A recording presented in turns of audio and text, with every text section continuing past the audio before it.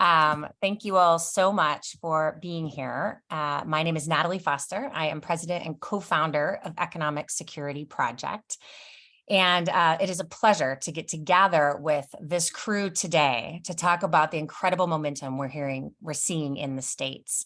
And I just want to say a thank you to those of you who have been supporting this work every step of the way that has allowed us to get to this point where we can have a conversation about dozens and dozens of states and the momentum there is for tax justice and tax credits and cash transfer policies in those states. So thank you.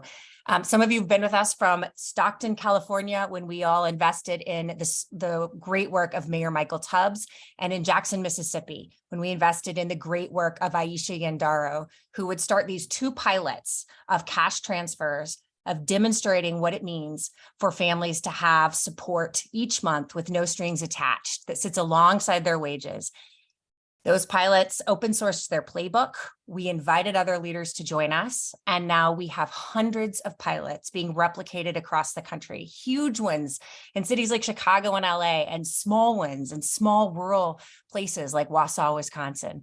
It is an exciting moment. And the question before us is, how do we transfer that momentum from pilots to policy? And some of the people leading that charge are on our call today. I have the pleasure of introducing Pedro Morillas, who runs the work at Economic Security Project in the States. Pedro has a long history in activism and advocacy. He spent 5 years in Sacramento, where I live in California, as a state level advocate, and then several years at Everytown for gun safety, where he ran the state level work as well. We're lucky to have him. And I'll turn it over to you, Pedro. Thank you. Thanks so much, Natalie. That was a very nice introduction. And thanks to everyone for joining us today. I really appreciate you taking the time. It's great to see so many new faces and so many familiar faces. So we didn't really talk about it like this at the time, but during the pandemic, Congress effectively created a guaranteed income for kids by massively expanding the child tax credit. And the results of that expansion are undeniable. We cut childhood poverty nearly in half with a cash policy that gave parents the freedom and dignity to do what they needed to do for their families at a time of great uncertainty. And we came within 1 vote in Congress of making this reality permanent. While it is more than unfortunate that Congress dropped the ball here, states have certainly picked it up and are running with it in a big way. Before the CTC expansion, 7 states had a version of the CTC on the books. We think that it's possible to more than double that number by 2024 while significantly expanding what's already in place at the same time.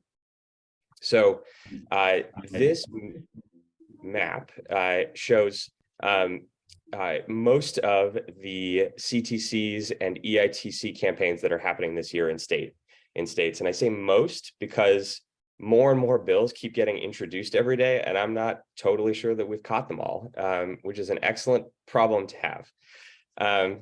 Today, at least a dozen state legislatures all around the country are working to create brand new child tax credits from scratch, and nearly that many are pushing bold expansions to the credits they already have. And while the CTC is in the spotlight right now, states are also expanding their earned income tax credits in big ways. For example, places like California are pushing for a minimum credit to their EITC, and Michigan is pushing for a 5-fold increase in the value of their credit. It's clear that states got the memo about the power of cash, and they're definitely not wasting any time. So to get to a place where it's possible to consistently pass these big, bold changes to tax policy, we need to create a political environment that will enthusiastically support moving cash to low and middle income people and will prioritize the revenue raising that is needed to fund it. To create this environment is going to require a combined organizing, policy, and political effort that's rooted in the states. And for decades, state-based think tanks and policy-focused organizations have been steadily making incremental progress on tax credits.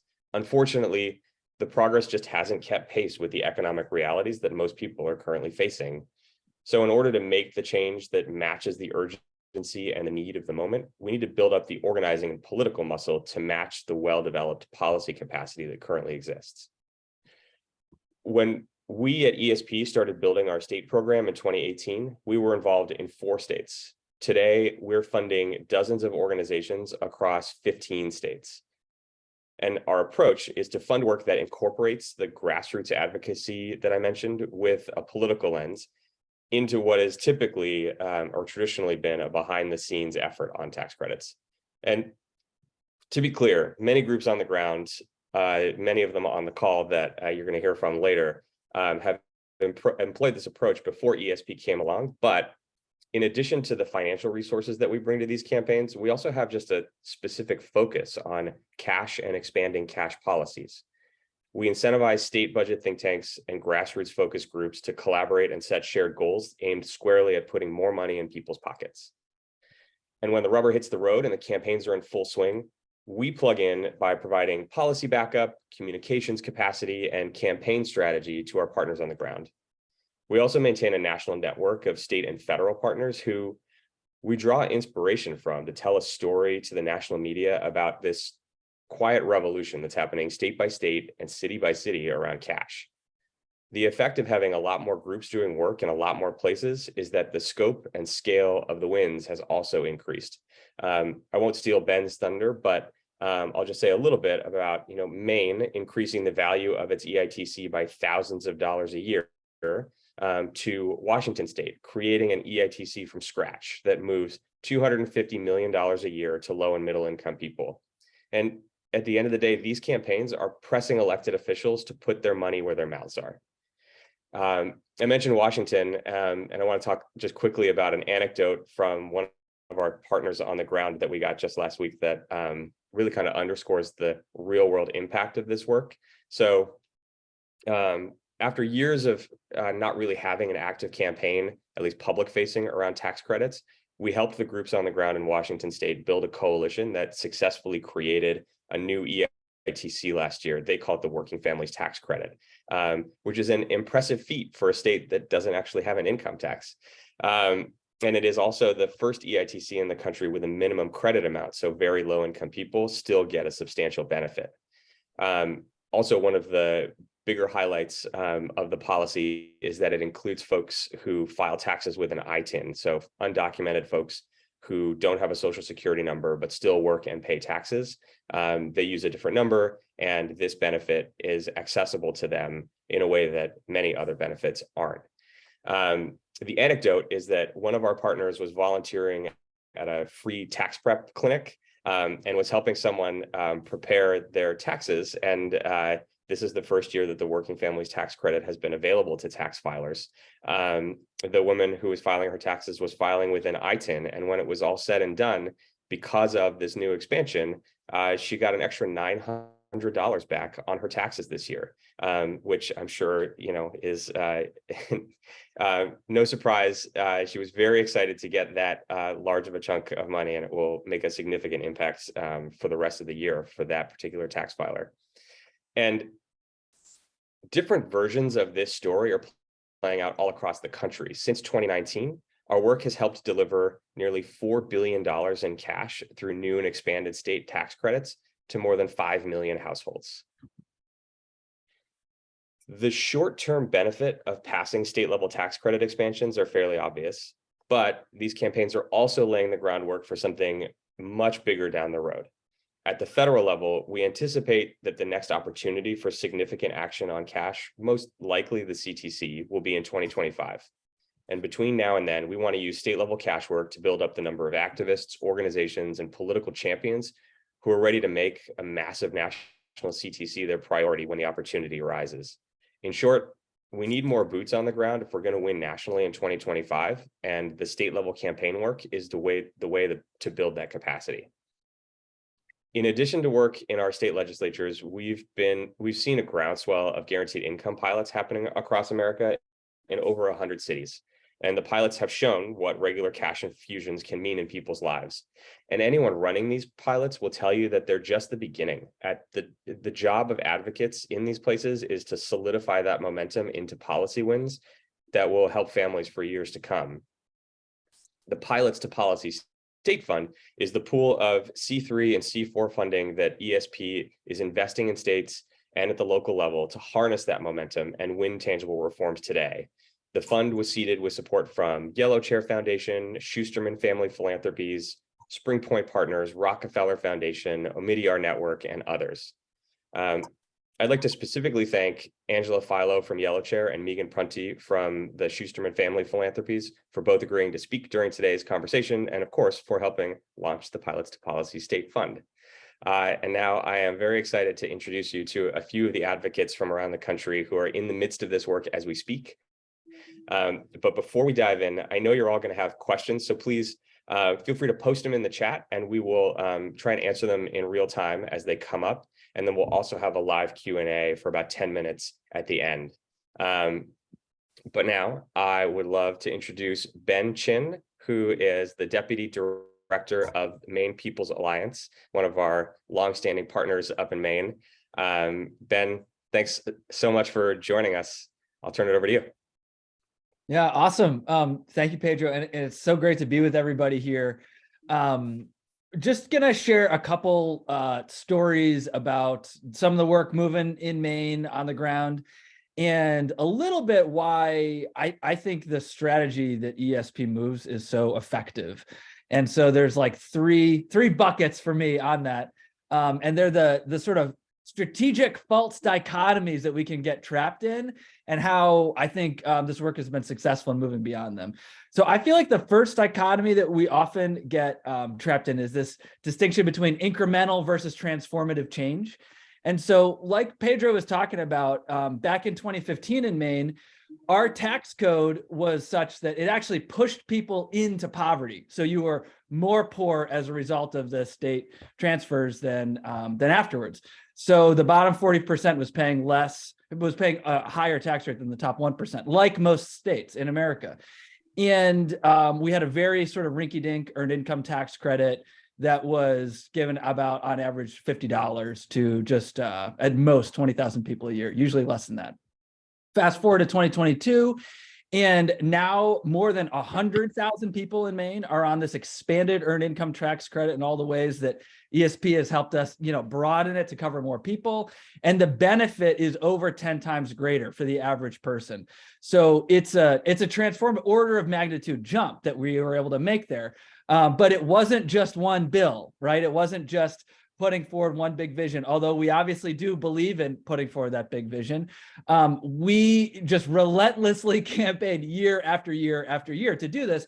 And notably, it was not just under Democratic control. We've done this in all red government, purple government, and all blue. And so that gets us to the second strategic dichotomy that we can sometimes get stuck in, which is thinking that we've got to make either compromise our values or reach across the aisle to find bipartisan support. And so in these bills that we were able to pass, the vast majority of them actually were unanimously supported by our tax committee. They were signed into law by Republicans, by Democrats who were in the Blaine House. And sometimes that was being created with budget surpluses. Other times it was actually doing very progressive things like closing corporate tax loopholes.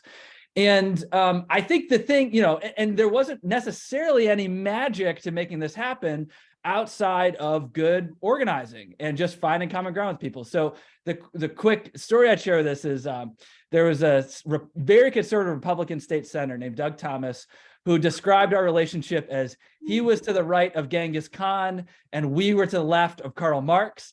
And we did a nice one-on-one out in his place in a part of Maine that is so rural that the towns, there actually is no local government. It's like a lawless area. There's only letters and numbers designating the unorganized territories.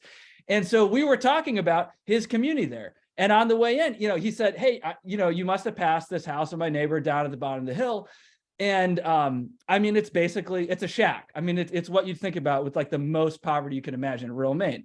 And Senator Thomas has a firewood business, and he makes sure that this guy has fire for his, wood stove all winter long. And that led to this conversation about people need money, and it's not necessarily huge amounts that make a big difference in people's lives. Like, what does that firewood cost for someone? It costs what the expanded earned tax credit costs to make a difference in people's lives. And so even though he would fight us tooth and nail on anything related to welfare, anything related to Medicaid expansion, some of these other issues. There was just something about the reality of let's actually do, in his mind, like, let's do a tax cut that actually gets money to people like that who need wood for the winter. And so that's who he was thinking of when he was leading the hard right Republicans to support us in these expansions. So that's kind of the second one. That's really interesting is like, this is the focus of like our bipartisan work in a lot of ways. And the last thing I'd say is that there's often this false dichotomy between state and federal work. And so, we definitely, like all of you, really cared about passing as much federal policy as we could to seize all those opportunities. And super excited about the child tax credit. Great to pressure our delegation on it. And now that there's maybe a little bit less opportunity at the federal level, we're excited to be one of the states that just because that federal tax credit existed, now there's opportunity at a state level because people liked it and they thought it was cool and a lot of people know about it and they want to push it now. So we're excited to push on that and have all that knowledge just transfer back and forth year after year between the state and the federal work. And so I just close by saying, beyond the earned income tax credit and the child tax credit, we've been working on this property tax fairness credit and the sales tax fairness credit and a child care tax credit. And our governor moved state budget surplus out in fuel assistance checks and cost of living checks. And so when you start to add all those thousands and thousands of dollars up and start to see all the different pools of money that this is connecting to, we are really edging towards what you could call some kind of patchwork basic income. And it's on us, I think, to figure out what is the broader social contract and messaging and administrative mechanisms for that to really land with the regular person so they feel it that way. But we're just super excited about this work and all the partnerships here, including learning from all the other states. So I'll stop there and pitch it back to you, Pedro. Thanks, Ben. That was excellent. I love that anecdote about using the tax credit for wood. Something that you never like create a program to make sure that people have wood for their fireplace, but the power of cash. All right, now we're going to hear from a place very different than Maine, my home, Washington, D.C., but where the realities on the ground are no different for folks in terms of just how complicated life can be and how powerful cash policies can be. So my pleasure to introduce Erica Williams from the DC Fiscal Policy Institute. She's the executive director. I will turn it over to you, Erica. Thanks. And I don't know, Martha, if you can pull up the slides. And yes, Nisha, yay, DC. Pedro, next time, put Ben after me, not before me. It's no fair. Anyway, hey, great to be with you all today, everybody. I'm happy to get to talk a little bit about the work we've been doing to move cash here in the district, which for us, we see as a big part of our vision, our new vision for the district of shared abundance and collective liberation here in DC. So go to the next slide. I want to tell you a little bit about who we are, a little bit about the tax campaign that helped us really build momentum, new momentum around cash and what's in store for the year or two ahead of us. So I just want to point out, and people can go to our website and find out all about it, that we have a new vision and mission at DCFPI, where we're kind of leveraging all of our strengths and capacities for renewed purpose. We are here to shape racially just tax, budget, and policy decisions by centering Black and Brown communities in our research and analysis, our community partnerships, and our advocacy in order to advance an anti-racist, equitable future here at DC. And really our work around a racially just tax code, our work around moving cash and income to people who are struggling to get by are all part of that effort to realize that future of shared abundance that we want to get to. So if we go to the next slide, I wanted to start just by talking a little bit about the tax campaign, the Just Recovery DC tax campaign that really kind of renewed or infuse some new momentum around cash strategies here in the district. And I'll let you guys kind of peruse that timeline. I'm not going to go through it.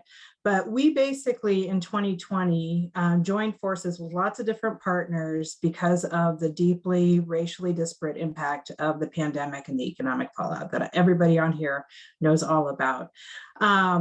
You know, for Black and Brown residents in the district, this was just, you know, the floor falling out from under. And in 2020, we tried to put revenue on the table. We lost, but we had time to regroup, come back a little more organized, and with some key strategies that helped us successfully move a tax increase, a modest tax increase on the highest income households to pay for investments that not only address the harms of the pandemic, but also put us on a course for sort of some more transformational shifts and a different kind of future. So we're excited about that. We built some momentum. And I think there are really three key strategies that helped that effort to be really successful. You know, part of that was data and analytic work and inside legislative strategy, really being able to do the analysis and then do the rapid response, you know, responding to opposition arguments and trying to make the case and shore up council champions on the tax increase. But a big part of it was also the fact that we were rooted in three coalitions that really connected us to communities and people power here in the district that we were able to leverage for the campaign. So we were connected to a coalition that was organizing childcare workers for higher childcare wages and broader access to childcare for kids 0 to 3. We were connected to a coalition that was working to end chronic homelessness and that had a lot of members who have the lived experience of being unhoused here in the district. We were connected to a coalition that organizes constituents to really advocate for more just and equitable investments in our budget. So we had a lot of people power kind of at the base of this campaign that I think made all the difference. I also want to say that really important to this was funding for staffing, because once we were able to staff this campaign and have somebody whose sole job it was to bring all the pieces together, to bring all the people together, to develop the tools, the messages, and have everybody in lockstep, we kind of just built a momentum that I think was unstoppable and maybe unexpected for some folks here in the district that were opposed to the tax increase. If we go to the next slide, you know, that staffing really helped us to do things like public actions. We had a tax justice teach-in. We had, because we didn't have a way to have a hearing on new revenue for the district, we held our own. We created a mock hearing on revenue and invited lawmakers and people to testify on why tax justice was so important to them. And then we did other things like polling and videos and digital strategies that really helped us sort of beef up the impact of the campaign. And here's what we won. If we go to the next slide, we won $170 million a year when the tax increase fully kicks in. That pays for housing for 2,400 households, expands pay for early educators who are in our childcare sector, and led to a massive expansion of the EITC from 40% of the federal credit to 100% when it's fully implemented. And that is a lot of additional cash going to families that are struggling to get by on low pay here in DC. And just to explain a little bit more what that means, if you go to the next slide. For a single mom with 3 kids who gets the maximum federal credit of $6,700, she's earning somewhere between $15,000 and $19,000 a year. She's gonna get a match of $6,700 from the DC EITC. That means her income's going up by almost $14,000, and that's a game changer for her and her family and her kids. I mean, her ability to make ends meet, to meet the needs of her kids, to make sure that they have transportation and groceries and housing, just goes up exponentially from that increase. So we're really excited about this. We really think it's going to change. Now I know how Squidward feels. But all they got right cyborg now collide. Pretty sweet, eh? You can rock. I don't know what that was. Anyway, going to be a game changer for a lot of families, and we're really excited about that. And this gave us the platform from which to call for another expansion just this past year in 2022. And we got support from the Economic Security Project to do this. If you go to the next slide, we were able to convince the council that while we had the most generous credit now in the country, it was not the most inclusive. That there are lots of other states across the country that were expanding their credit to make sure undocumented workers who are, working hard, trying to make ends meet on low pay, would otherwise be eligible, except for they don't have a social security number, that these are folks that should be getting the credit in DC too. We said economic security is for everyone, no exceptions, and we meant that. We did a lot of campaign work around that with some grassroots partners and the Just Recovery DC campaign, and won that expansion. And all told, if we go to the next slide, we've now got an EITC that's delivering over $90 million a year to about 60,000 households. We've got, with the expansion to undocumented workers, we're adding about 5,100 households to that, to the number of folks getting it, and about 5,800 kids covered through that expansion. 7 in 10 eligible filers for the EITC are Black. The next largest group is Latinx. And 90% of folks who are undocumented in the district are Black, Latino, or Asian. And so this is really a racial justice, effort. And we're just so excited about what this is going to mean for so many folks here in DC who've really been sidelined by racism and economic exclusion. So I just want to say just one thing about where we're headed now, because we're going to leverage all that we've done thus far for the next couple of years. If we go to the next slide. Right now, we've got a tax revision commission that's happening and that I'm sitting on, which opens up a window for us to come back and say we can do more to make our tax code racially just. And as part of that, we're wanting to move a child tax credit for DC. As Ben said, everybody saw the impact of the federal expansion of the CTC. And I know there'll be excitement and momentum we can build here behind local credit. And so we're ready to do that. And I think it's also going to help us make the move and shift to some additional cash strategies, expansion of some of the pilots that are here, making sure that people aren't losing public benefits when they're getting all these cash payments and participating in the pilots. And then also we're thinking about things like jobs guarantees for young workers and things that can also help folks connect to more meaningful income in their future. So I just want to, final thought here is that, it really, I know we're in DC and it seems like DC is a very progressive place, and it is a progressive place, but it is also a place with stark racial inequity, big, deep problems that have been here for centuries that are going to take a lot of effort to uproot and undo. And it's going to take all of us, right? It's going to take funders, it's going to take national partners, local partners, people on the ground, people doing policy, lawmakers. All of us are going to have to be in this and in a sustained way if we want to get to the kind of change that's going to make our future look different than our past. So I'll stop there, Pedro. That was awesome. Thanks so much, Erica. That was really great. And I don't know, I'm always super excited to hear about the work happening in DC for self-interested reasons, and also because it's just really impressive. And I thought it was particularly funny that there's just a bunch of people showing up campaigning on tax credits. That's weird. That's that's exactly the vibe that we're going for. Where did all these people come from? Just really excellent work, and I'm super excited for everything that's to come. All right. Our last set of on-the-ground partners, I'm gonna introduce a dynamic duo here.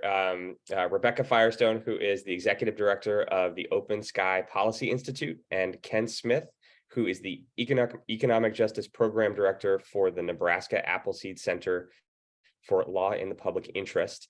They are running an awesome campaign on the ground in Nebraska.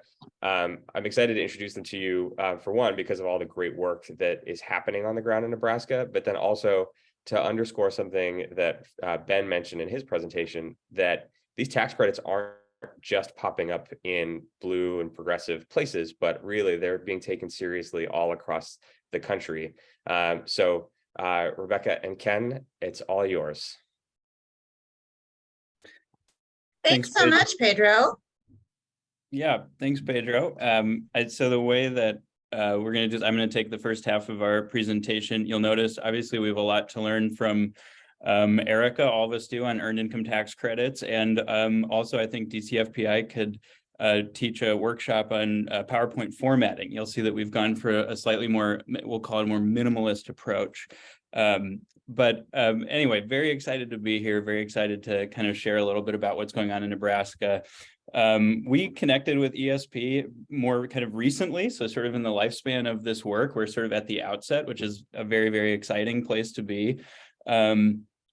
We started having conversations with ESP and with Pedro just as part of the guaranteed income work, but then the conversations really focused down into the possibility of a child tax credit in Nebraska. Open Sky, Rebecca's organization, has done incredible work in Nebraska on budget and tax policy, and so this sort of tripartite relationship came together. Like I said, we're at sort of the kind of beginning of this arc of work, but thus far ESP has provided resources and great technical expertise in helping to kind of build out a policy proposal that Rebecca will go into a little bit later. But also at our kind of initial conversations with Pedro and ESP, a lot of it, or at least some of it, was focused on a ballot initiative that we were kind of in the midst of in Nebraska, attempting to raise our state's minimum wage from $9 per hour to $15 per hour. Which, if you think about Nebraska, you think, you probably don't think of us as a state that would become, would kind of move our sort of wage policy faster than a lot of other places. But we did successfully pass a ballot initiative in November to raise our wage gradually to $15 per hour. And that work has some overlap with the work that we're going to be doing on child tax credit and other economic justice issues. Marta, if you could go to the next slide. As others have kind of commented, Nebraska is certainly a red state, but we do have urban concentrations in Lincoln and Omaha. Over half of our state's population live between those two urban centers. And so we are a little bit more sort of moderate sometimes in what we're able to come together and do as a state. We also have a tradition of moderation and compromise. We're certainly proud of our unique one-house state legislature. And we've seen significant legislative victories over the years, obviously hoping to add a child tax credit in Nebraska to that list. But when legislative advocacy doesn't work, and we have the ability to take issues kind of directly to the people. We have an effective ballot initiative mechanism, which I know is not something that is present in all states. We can go to the third slide. We call our people the second house of Nebraska. So we have our unicameral legislature, but our people make up the second house, and our Constitution does allow the people to legislate through this initiative process. So with the minimum wage initiative, we collected over 150,000 signatures from Nebraskans all across the state. So you can imagine, as part of that, we have conversations with folks, from one end of the state to the other, in small towns and in medium-sized cities. I won't call them big cities because it is Nebraska, but we're having all of these conversations about economic justice, about fair wages, about things that matter to Nebraskans. And obviously, the folks that were really involved in that campaign are excited to get involved in other campaigns that further economic justice. So Pedro, Ben, and others have talked about, the combination of policy prowess and people power. And that is really the approach that we're taking to our child tax credit effort. And it's fueled by this momentum that we built through this statewide initiative to raise people's wages. We've done it in the past too. We've had successful initiatives to expand Medicaid. We've also raised the wage once before in 2014. In 2020, we capped interest rates on predatory loans. And so this mechanism over time has helped us build these established networks of advocates who are excited to get involved in this type of work. So as a really concrete example, late last week, we hosted a community kind of forum for advocates who want to get involved with our child tax credit work. And some of the people that showed up are folks that we have engaged on the initiative to raise the wage. And so we do see this ballot initiative mechanism not only as really valuable for building out kind of the grassroots networks that we know are absolutely critical for making progressive change in a conservative state, but also we see it as a viable strategy that helps us, sometimes we leverage that strategy to get legislative wins. So just wanting to highlight how we're kind of planning to pivot our work on the initiative into our child tax credit and other cash and economic justice work. So with that, I will turn it over to Rebecca to go over what we're doing. Thanks so much, Ken. Marta, can we go to the next slide, please? Great. So just wanted to talk with you about the child tax credit proposal that we have now introduced into the Nebraska legislature for this legislative session, and we're waiting to find out when a hearing will be held on the bill. This proposal is really part of that tripartite partnership that Ken was just talking about, with thought partnership from the ESP team, and then across Nebraska Appleseed and Open Sky Policy Institute. So I'll show you here what this is. But what we're trying to do is really come up with a proposal that's going to have a focus on economic justice, but also be relevant for some of the economic concerns that we have in the state. Our modeling suggests that basically this proposal will reach about 81% of all kids within the state. So it's really a broad-based proposal with an estimated cost about $350 million a year, which might sound like a lot. But if we can go to the next slide, we'll sort of talk about where that cost sort of fits into the larger potential context of what we're doing here in Nebraska. We, as a nonpartisan group, have to think very carefully about how we manage our politics within the legislature, and really need to think in a bipartisan or really specifically nonpartisan way how to engage with more conservative actors within the legislature, which is something that Open Sky is sort of a think tank that focuses on a lot on revenue, tax, and budget issues we engage on, while also engaging in more progressive issues. We're talking about this tax credit as a solution to a very real issue we have in Nebraska with lack of access to affordable childcare, both in urban and in rural parts of the state. And that this mechanism is basically a way for working families to stay in Nebraska, which is a concern that a lot of our legislators have, is how do we create shared prosperity and abundance that encourages people to stay in Nebraska, because there's a real fear and there's demographic evidence of people leaving the state. So we think a lot about how do we keep people in Nebraska. We're also dealing with a lot of messaging about our unprecedented budget surplus and talk about returning tax dollars to taxpayers. And we're going to be talking about this child tax credit as a targeted, focused way in order to return some of that budget surplus to taxpayers right now. So more so than necessarily putting cash into people's hands, talking about returning tax dollars to taxpayers is a lot of what's resonates within our particular political context. If we can go to the next slide. Why now? We have some really notable opportunities in this particular legislative session. We have an unprecedented budget surplus in Nebraska, like many other states. So our conservative legislature is thinking a lot about how to use those dollars, and we're trying to put this particular proposal forward as a practical way in order to think about how to tap into some of that budget surplus. In consultation with ESP and Appleseed, we've decided to focus on a child tax credit rather than an earned income tax credit for a lot of sort of historical inside baseball issues in Nebraska around having gotten stuck with doing EITC expansions. And so we needed something new and something different in order to be able to shift the conversation forward. We've also got a really skilled advocate who's sort of leading our legislative work on this year, which is important in thinking about a legislative strategy.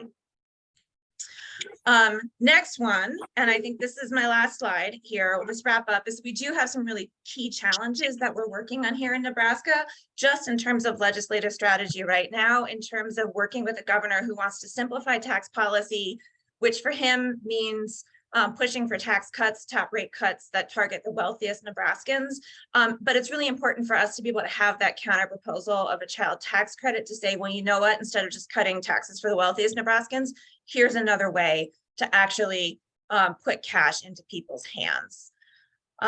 So with that, I'm going to wrap up, but the last point I'll say is that the plan now is, we'll see how this goes in the legislative session. But as Ken said, we have the opportunity through this partnership to be able to pivot from legislative work to ballot initiative work and back and forth. And I think that's kind of how we're planning on moving this work forwards. Thanks so much, Rebecca and Ken. It's really cool work happening on the ground, and the pivot from that ballot measure campaign to now this tax credit work is just really awesome to see. And I will say, this will make a good segue, that the additional resources that we have in the Pilots to Policy State Fund have allowed us to really expand the number of places that we're in, but also the types of places. Like, we're not just going for the low-hanging fruit anymore, but it's allowed us to really kind of push the envelope in places like Nebraska as well. And so the next couple of speakers, I think, are going to help underscore that. First up, it's my pleasure to introduce Angela Philo from the Yellow Chair Foundation, one of the folks who helped us launch the Pilots to Policy State Fund in the first place. Angela, I will turn it over. Thanks, Pedro. What a treat to be here with you guys today. And just want to thank Ben, Erica, Rebecca, Ken. Wow, just inspiring to hear what you guys are doing. I'll just say a tiny bit about our foundation and a little bit about why we're excited to support this work. And then I know we're trying to have some time for Q&A. My husband and I founded Yellow Chair Foundation in 2000. We're a family foundation with a mission of funding local, national, and global organizations that are tackling problems at their root and working to shift systems towards more equity and justice in our world. And we came to the supporting this work around guaranteed income and ESP just last spring. The idea, the core principles of guaranteed income deeply align with our values at Yellow Chair. So we practice trust-based philanthropy, which means respecting the expertise and the vision of the nonprofits that we support, giving them multi-year grants, general operating support, and we do that in nearly all of our grant making. And for us, the same principles really attract us to funding the work of ESP and your amazing partners on the ground. No strings attached, cash payments that allow families to make the choices that are best for them and their long-term economic stability. Just totally aligns with our values. And, we've seen firsthand in our grant making through the last 20 years that the way we do our giving, not just where we give, but the way we do our giving dramatically can increase the effectiveness of our grants. And for us, it's all about flexibility and agency and seeing those as being really essential in grant making for personal happiness as well, and for the strength of communities. So when we look at research, done by orgs that we are also supporting alongside ESP, like Center for Guaranteed Income Research at Penn and Magnolia Mothers Trust, we see that self-confidence, that feeling of agency, that sense of joy coming out in terms of cash benefits. And so we really feel like we're trying to remember those principles in the way we do our philanthropy, and equally trying to create and support organizations who are focused on helping our government design economic policy in the same way. And we invested in ESP and this Pilots to Policy fund because we're so excited about the opportunity to build the support and validation at the state level. And I think we've heard that loud and clear on the call today, that this money is being put to tremendous use. And I'll just say also that we in terms of our grant making approach, we often are looking at long-term, really intractable, challenging issues. And we do believe that's the right approach. We want to be a loyal, long-term, forward-looking funder. And yet sometimes that can feel like it sits at tension with the real urgent financial needs that families are facing on the ground, families that need and deserve immediate help and support. And so for us, this work really helps us bridge that tension and helps us do the really important, support the really important work you guys are doing. I'll just close by saying that for us also, the existence of Economic Security Project, holding the unique space that you do in terms of being a field builder and supercharging the work of a diverse set of partner organizations through a fund like this was really attractive to us. It gives us kind of a really smooth on-ramp as a funder to entering a new space, and you've given us a chance to help supercharge orgs like the ones we've heard from today, and really to let us lead with their vision and their leadership. And we never could have achieved that this quickly on our own. So we're just really grateful, Pedro, for the work you're doing and leading, and the amazing partners you have on the call with us here today. Thanks. Thank you, Angela. That was really great. And your support and your taking the time to present today are very much appreciated.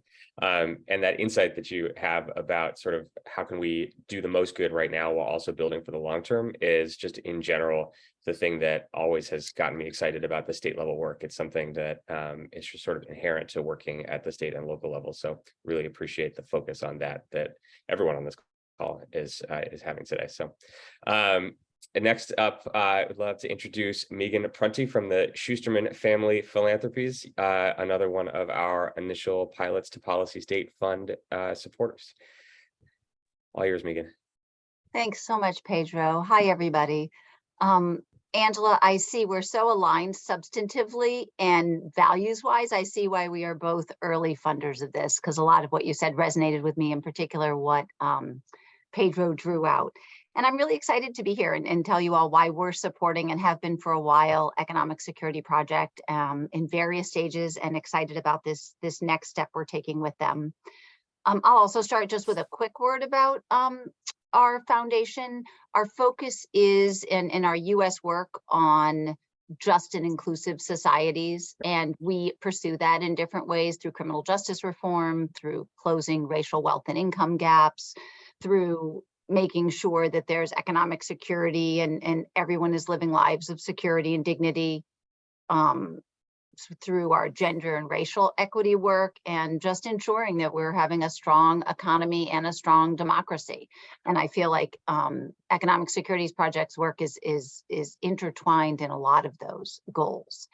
And so given those goals during the pandemic, like many of us, we were looking for how do we quickly work to meet some needs and to make sure that folks who have been too often left behind by our economy aren't, and being left even further behind at the end of the pandemic.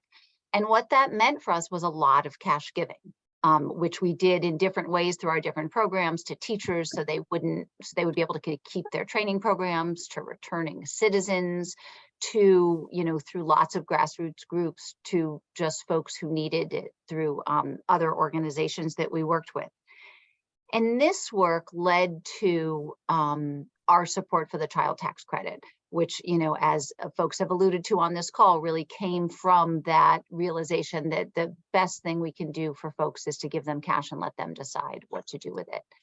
And when our paths crossed with Economic Security Project, it was clear that we were aligned in terms of how we thought about it. And by that, I mean, ESP has a holistic approach to trying to get the work done. So it's not enough to just pass good policy, but how are we going to implement it? And then how are we going to collect good research on it to make sure that it is not, attacked falsely? How are we going to make sure that people are getting it, that it's actually getting to the people who need to have it?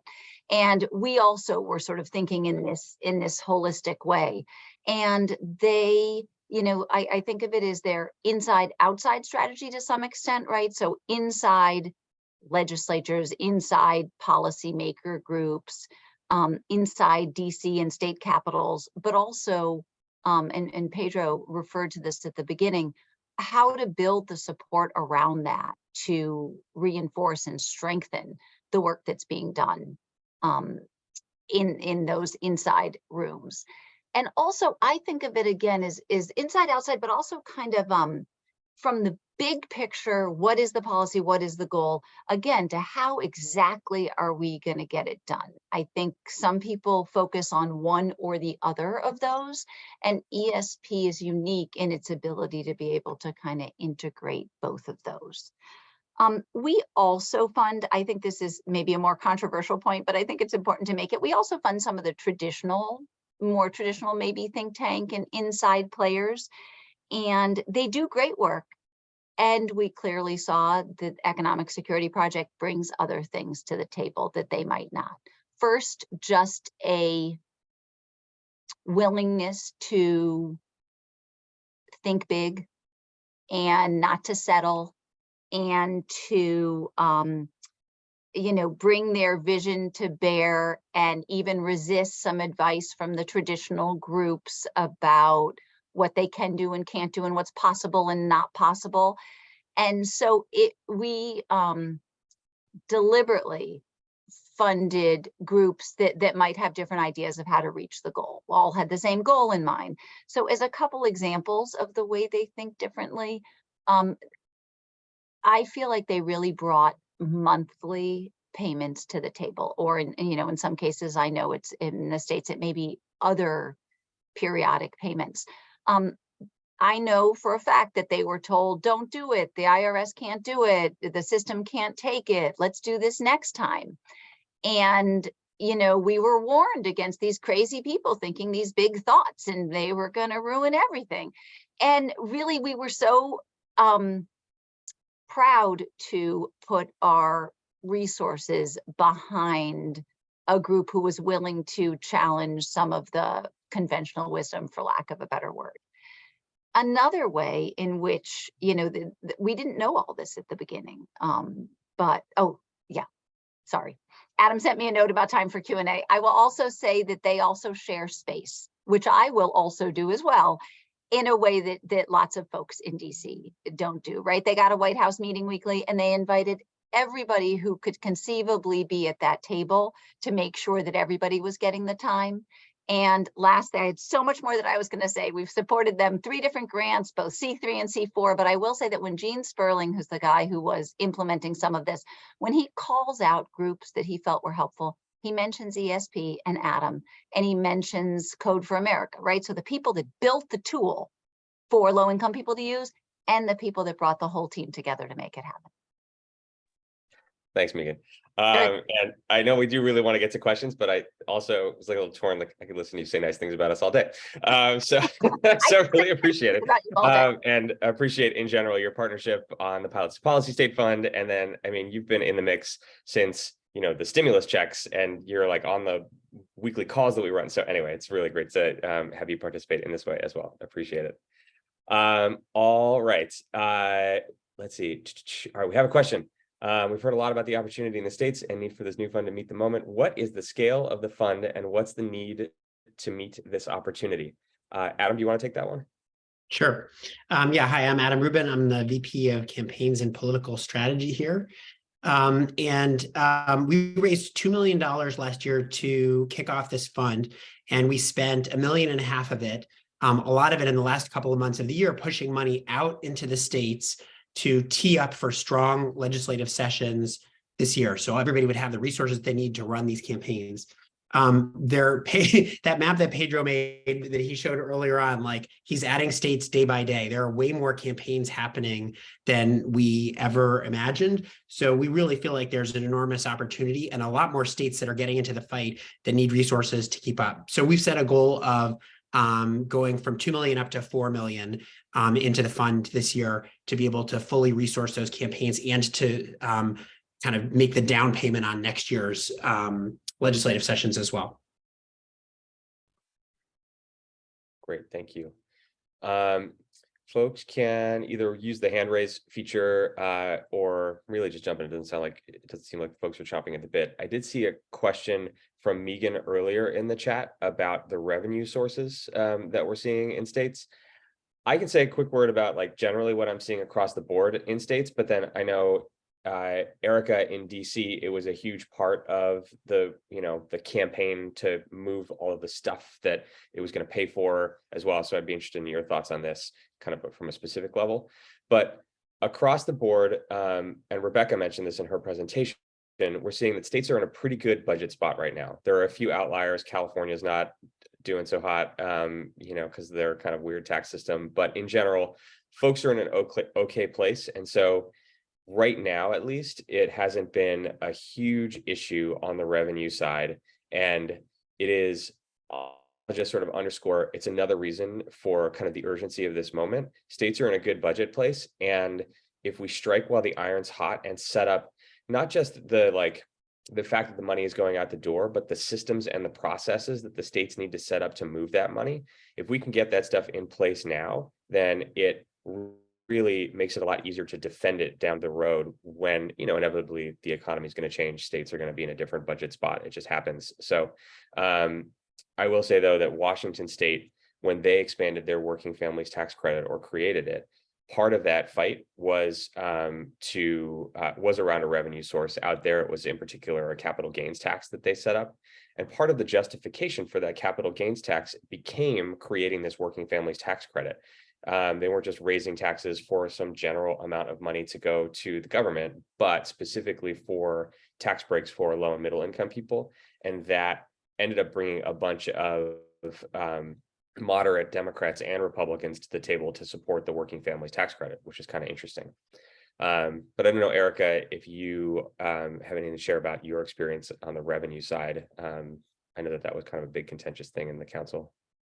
I mean, I think we're, the cash strategy through tax credits is both part of an effort to get money to people. It also helps us make the tax code more equitable and more racially equitable at that. So, I think raising revenue through higher income taxes on folks who can afford it and who are doing quite well in this economy, did quite well throughout the pandemic,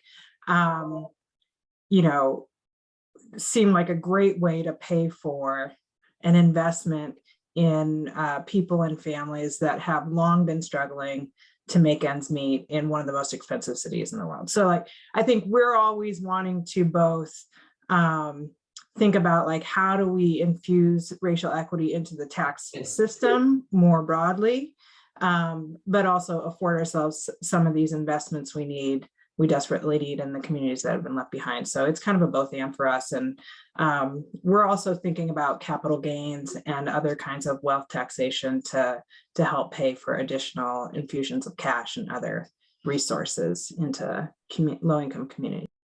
Yeah, absolutely. And I think we're at time. So I want to make sure that we wrap up, and it looks like I think we got to most of the questions, but feel free to reach out directly if more occurs to you down the road. I will wrap up with this revenue question because I think it is important to sort of note that what we're pushing for, these aren't cheap expansions. These aren't cheap tax credits. They're going to be expensive, and it is going to be sort of a push comes to shove situation in most places. The organizing and the on the ground capacity to actually make the case in a real world kind of a way and be able to go toe to toe with some of the special interests that are going to try and protect their tax breaks or whatever other resources they have. That's where the grassroots advocacy and the political muscle comes in.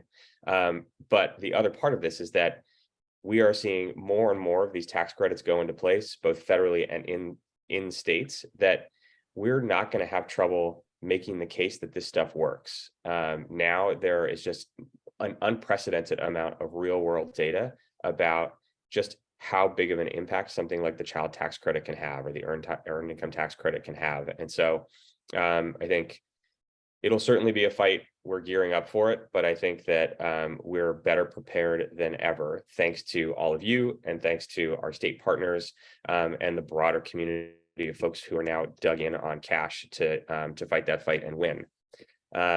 So with that, thank you all very much for joining today.